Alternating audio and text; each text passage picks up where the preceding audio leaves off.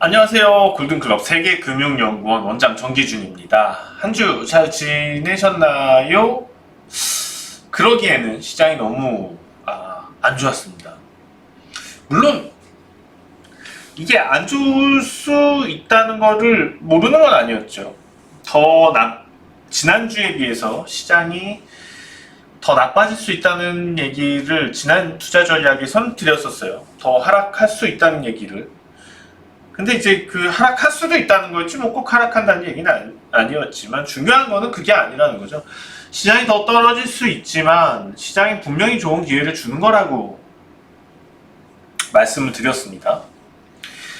자, 뭐 지난 시간에 얘기 드렸던 삼성전자 실적. 삼성전자가 서프라이즈한 어닝 서프라이즈 이 부분에 있어서 아직 시장은 반영을 하진 않았습니다. 어떻게 보면은 현재 상황에서 이게 삼성전자 주가를 움직이는 여러 가지 요인들이 있겠지만 거기에는 실적도 포함이 되지만은 기타 해외 주식시장 상태까지도 모두 포함이 되겠죠. 관련된 종목들, 뭐 애플을 비롯해서 그 밖에 뭐 여러 가지 칩셋 회사들부터 해서 반도체 회사들 그렇기 때문에 오히려 지금 전반적으로 그런 종목들 흐름이 전 세계적으로 흔들릴 때 실적이라는 부분을 반영하고 있지 못한 그런 종목들에 대해서 매수하는 거는 계속해서 좋은 전략이다 생각이 듭니다. 자, 이번 주 시장이 좋지 않기는 했지만 저는 이미 시장은 시작되었다고 생각을 합니다. 코스닥 같은 경우에는 주중에 수요일이죠. 수요일날 이렇게 좀 많이 하락을 하고 오늘까지 연이어서 반등을 해주었으면 좋았겠지만은 오늘도 그러지 못했고 어제는 양시장 모두 많이 올랐습니다. 지금 금요일부터고요. 목요일날 은 시장이 올랐었는데 또 금요일 시장은 다시 약세.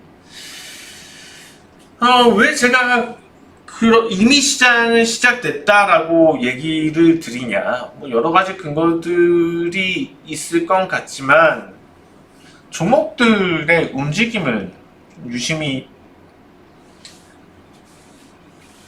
우량주 시가총액 상위 종목들 흐름인데.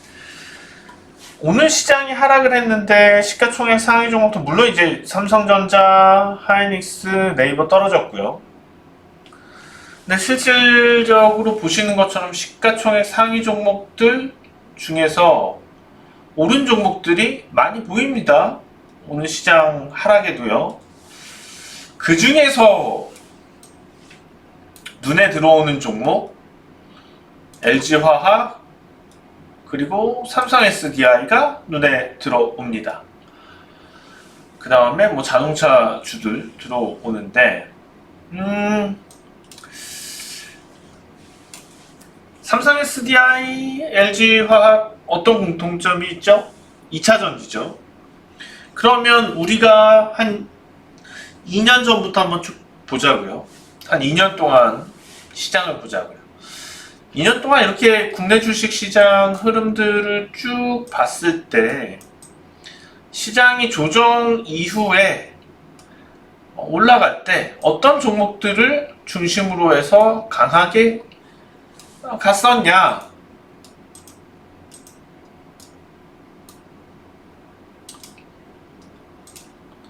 이럴 때 강하게 올라올 때 어떤 종목들이 중심이 되었었냐. 자, 지금 다 생각을 하셨었죠? 2차전지예요. 시장이 본격적으로 국내 주식시장이 최근에 있었던 저점 이후에 올라갈 때의 동향을 보게 되면은 먼저 2차전지 관련된 종목들이 강하게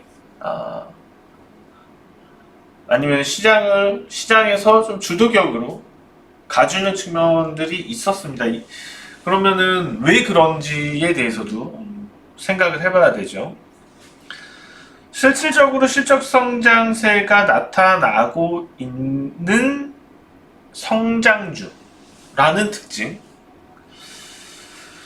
그러면은 왜 그런 특징을 시장은 먼저 끌어주느냐라는 부분 생각을 해볼 필요가 있죠. 최근 들어서 시장이 하락하는데 역할을 한 큰 이유 중에 하나는 스태그플레이션 얘기도 있었고, 금리가 올라가는데 경기는 안 좋다라는 얘기들. 어쨌거나 미국 국채금리 부분, 채권금리가 올라가는 문제가 글로벌, 전 세계적으로 있었습니다. 비대칭한 주식시장과의 관계에서 실질적으로 긴축에 대한 냄새가 풍기는 부분은 긴축 우려라는 부분들이 리스크가 있는 쪽, 그러니까 리스크가 있는 쪽이라는 거는 성장성이 많이 반영되어 있는 자산,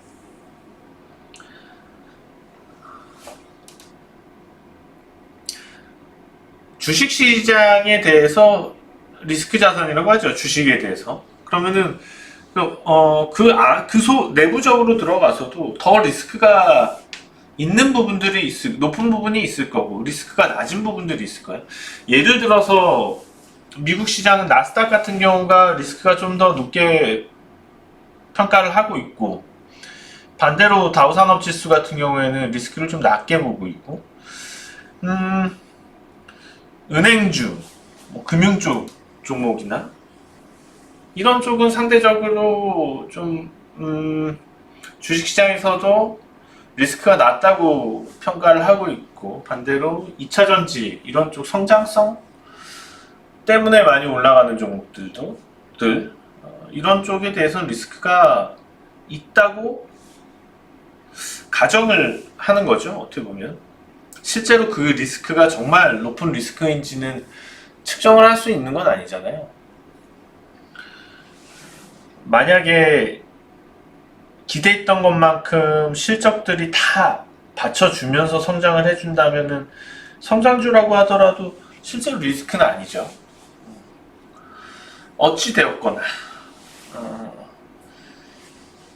지금 상태에서 낙폭과대로 움직인 건 아니죠. 또 2차전지와 관련된 종목들이요.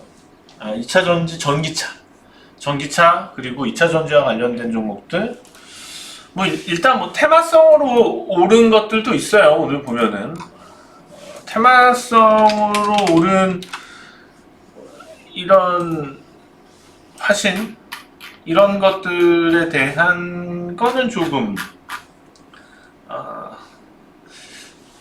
근데 이것도 마찬가지긴 해요. 실질적으로 테마성으로 올랐어도 결과적으로 산업 측면에서 봤을 때 성장성 산업과 관련된 종목들이 튀었다. 오늘 시장 약세에도 불구하고 그거가 의미하는 바가 크다는 거죠. 그동안 채권금리가 올라가면서 안전자산 쪽이다 손을 들어줬었는데 성장성이 있는 섹터에 대해서 수급이 유입이 되었다. 이거는 그 부분에 대한 우려들이 상당 부분 제거가 되었다는 겁니다. 그 부분이 상당 부분 제거가 되었다면은 이제는 본격적으로 주식시장 전반적으로 그거와 관련된 매기가 확산될 조짐이다. 이렇게 평가를 하는 게 좋을 것 같습니다. 그래서 오늘 이 금요일시장에서 2차전지 관련주들 흐름이 있었다는 거는 전기차와 2차전지 관련주들 흐름이 있었다는 거는 긍정적인 거예요. 그래서 지수는 빠졌지만 이미 시작되었다고 보는 겁니다. 자, 그러면 전체적으로 글로벌 증시에 어떤 모멘텀들이 앞으로 기대할 수 있는 게 있겠느냐? 뭐가 주식시장을 또 채권금리 때문에 계속 안 좋았던 뭐 미국 상황은 뭐 특별한 상황들, 재무적인 상황들은 뭐 매번 나오는 거지만 그게 문제가 되는 것 같지는 않았었고, 결과적으로 우리들은 이제 전체적으로 시장이 당장 그냥 뭐 무조건 좋아질 거다라기보다 어떤 먹잇감을 빌미로 해서 바이든과 시진핑이 만나자고 합니다. 바이든과 시진핑이 실제로 만나려면은 시간은 좀 걸릴 수는 있을 것 같은데 그 기대감들은 계속 있지 않을까요? 트럼프가 그동안 보호무역주의자였다면 바이든은 그렇지가 않죠. 다르죠. 상당한 개방경제를 활성화하기 위한 여러 가지 생각들, 전 세계적으로 정당한 무역과 그리고 그 경제에서 상당히 신사다운 쪽에서도 전 세계적으로 인정을 받는 미국. 어떻게 보면은 트럼프 정부에서는 약간 좀 치사하고 전 세계적으로 좀 너무한 거 아니냐라는 소리가 나올 정도로 자국의 이익만을 생각하고 가는 그런 것보다 어떻게 보면 미국이 경제력에서도 존중과 존경을 받으면서 무역 세계에서도 페어하게 갈 수 있는 그러한 내용들과 시진핑이 만났을 때 할 수 있는, 물론 이제 대만 얘기도 있을 것 같고, 근데 환경 문제들에 대한 얘기가 계속 나올 거죠. 나올 수 있죠. 환경과 관련된 문제들. 환경과 관련돼서 엮이는 부분들은 다 이제 성장산업과 관련될 수 있는 부분들인 거예요. 일단 시장은 그것과 더불어서 실적을 볼 겁니다. 삼성전자 어닝 서프라이즈와 더불어서 제가 지난 시간에 강조해드렸던 부분은 지금은 실적 장세로 넘어가는 과도기적 측면이라는 거죠. 실적 장세로 넘어가는 과도기적인 측면에서 시장은 조정이 나타날 수 있고 그 조정인데 그러면은 그런 실적 바탕, 실적 모멘텀, 나중에 이제 업적 장세로 넘어가는 과정에서 그 삼성전자가 못 오르는 이유들 중에 하나는 시차가 있는 겁니다. 실제로 컨센서스가 올라와야지 매니저들도 좀 적극적으로 움직이겠죠. 컨센서스라는 거는 이제 어떤 기업들에 대해서 향후 실적에 대한 예측을 어느 정도 평균값을 내는 건데, 이게 당장 좀 후행적으로 움직일 가능성이 이번엔 존재할 수밖에 없고, 그게 후행적으로 움직여서 이미 기업들에 대한 적정 주가를 높여놓는 보고서들이 이미 많이 나와버리면 주가는 이미 다 올라갔을 거예요. 이런 측면에서 봤을 땐 좋은 주식들을 싸게 담아둘 수 있는 좋은 기회인데 너무 다들 위축이 되는 것 같습니다. 그래서 여전히 삼성전자를 사서 모아두면 좋을 시기라는 거예요. 지금 그런 시기라는 거고,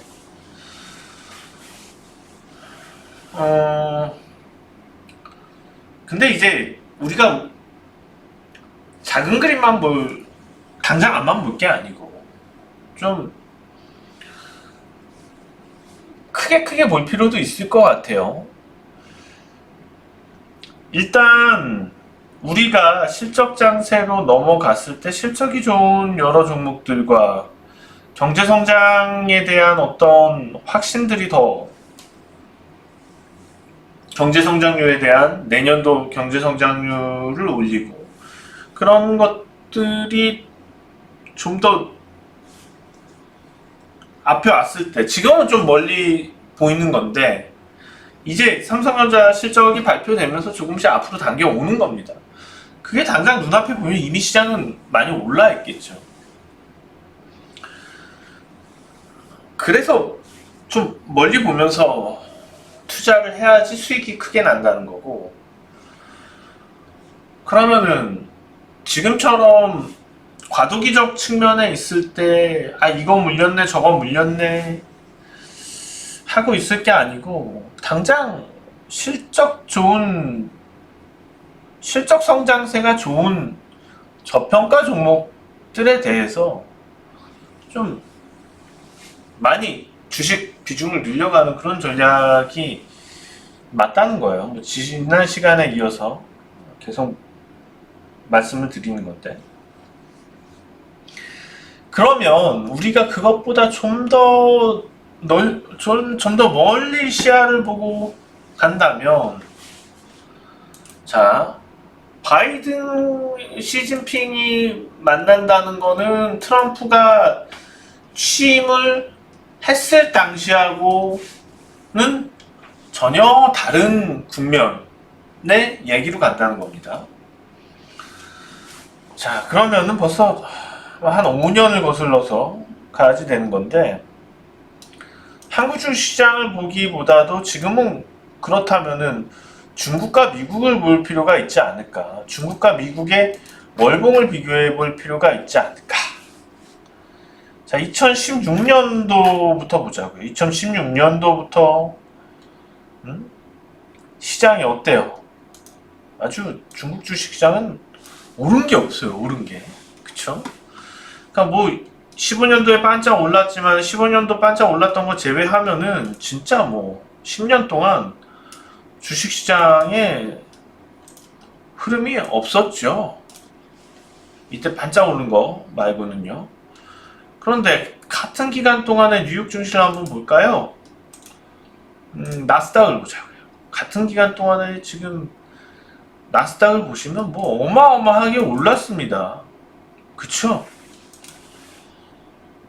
5배 이상, 5배가량 오른 거예요. 중국 주식시장이 제자리 걸음을 하는 동안. 이게 바뀔 수 있다는 거죠. 중국과 미국, 뭐 이머징과 선진국을 대변할 수 있는 부분이 이게 바뀔 수가 있다는 거예요. 뭐 최근 들어서 흐름도 좋게 나타나고 중국 주식시장 추세도 좋게 나타나고 있는데, 자, 그럼 중국이 가파라지고 뉴욕이 떠듬떠듬해졌을 때 그럼 코스피는 어떨까?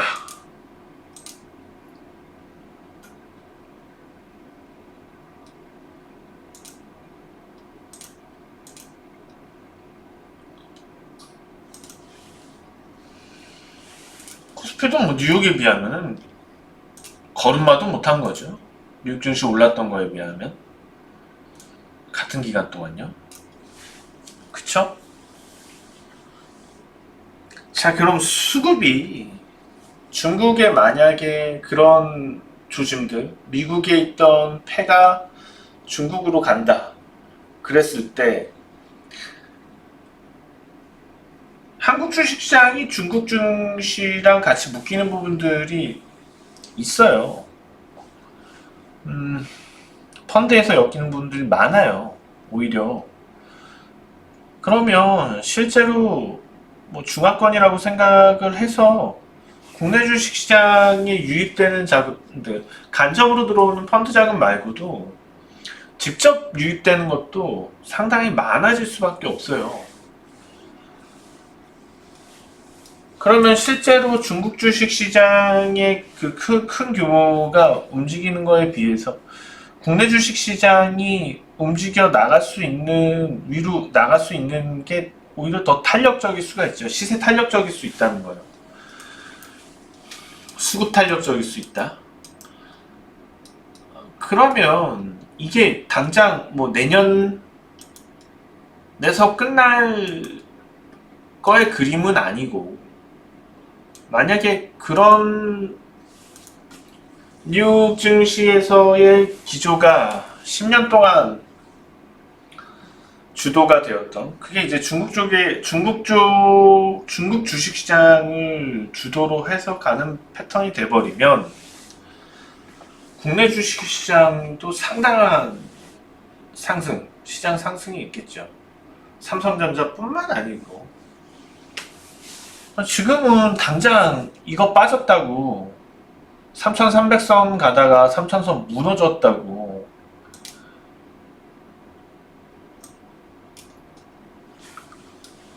절망할 때가 아니라는 거예요. 지금 와서 뭐 다 물렸다. 그러니까 이거는 잘 하셔야지 돼요. 잡주냐 우량주냐. 잡주는 손절매 하는 게 맞고요. 우량주는 추가 매수하는 게 맞고요. 그러니까 우량주는 물려도 되고, 잡주는 장기 투자라는 게 없어요. 우량주가 아니라면.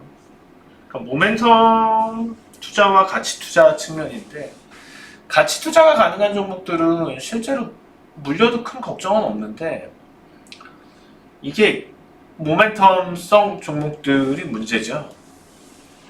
그래서 우리가 판단을 할 때 기업이 가치를 갖고 오르는 건지 단순히 모멘텀을 갖고 오르는 건지를 잘 봐야지 되고, 단순히 이슈 모멘텀을 가지고 오르는 종목들 같은 경우에 손실이 나면은 손절매를 빨리빨리 하는 게 맞습니다. 그런 점들은 잘 지켜서 해주시고요. 지금 상태에서는 제가 뭐 종목들을 지난 시간에도 많이 몇 종목 들고 나왔었죠. 뭐 그대로 현대백화점이 있었고요.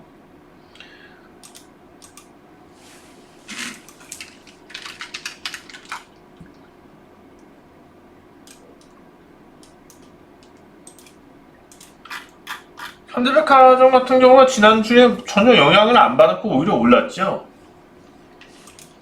그리고 삼성전자가 있었고, 삼성전자도 떨어졌어요. 그런데 그닥 나빠 보이진 않습니다. 많이 떨어지진 않았고, 여전히 뭐 삼성전자에 대해서 지금이 아니면 언제, 그럼 지금 준비할 땐 맞는 것 같아요. 사서 모아갈 때는. LG전자도 역시,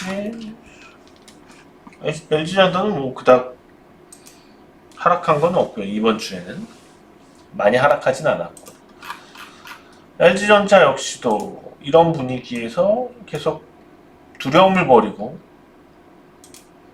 분산 매수할 필요가 있을 것 같고, 그 다음에 이제 오늘 많이 하락한 건 H&M인데, H&M이 기조가 나쁘지 않다가 특히 어제죠. 어제 목요일이죠. 목요일날 또 급등했다가 바로 오늘 이거 뉴스가 있었습니다. 안 좋은 악재가 뭐 H&M의 문제는 아니지만은 일단 뭐 전체적으로 물동량이 감소할 수 있지 않냐라는 우려가 있었지만은, 우려죠. 이게 그러니까는 아주 짧은 관점에서 볼 때는 원자재 가격 상승 등에 대한 문제들, 그렇지만 길게 본다면 그것에 대한 수요들이 계속 증가를 하고 있는 상태. 선박이 많이 모자랄 것 같고요. 운임지수는 계속 올라갈 수 있을 것 같아요. 그러면은 오히려 매수 기회죠. 이런 뉴스들이 나올 때는요, 더 싸게 살 수 있는 매수 기회라고 판단이 됩니다.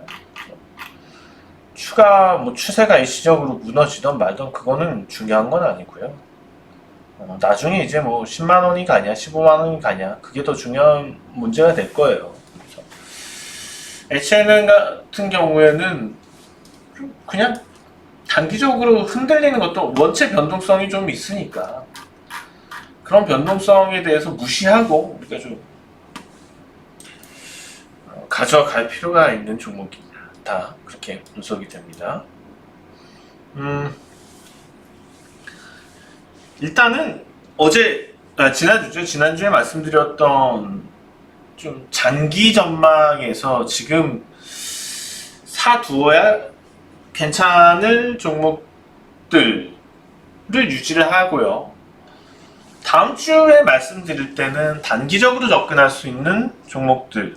왜냐하면 시장이 전체적으로 지금처럼 이번 주처럼 이런 상황이면 지난주에도 그래서 말씀드린 부분이 이럴 때는 장기적으로 유망할 수 있는 종목들을 저가에 모아갈 시기가 맞는 거고, 단기적으로 접근할 수 있는 거는 뭔가 돌아서 나오는 거에 윤곽이 더 커졌을 때, 윤곽이 커졌을 때거든요. 그래서 그 윤곽은 다음 주에 다음 주는 돌아설 가능성이 높습니다. 정황상. 그래서 다음 주는 단기적으로 접근할 수 있는 종목도 포함해서 투자 전략 때 말씀드리겠습니다. 자, 오늘 투자 전략 여기서 마치도록 하겠고 다음 주에 다시 뵙겠습니다. 고맙습니다.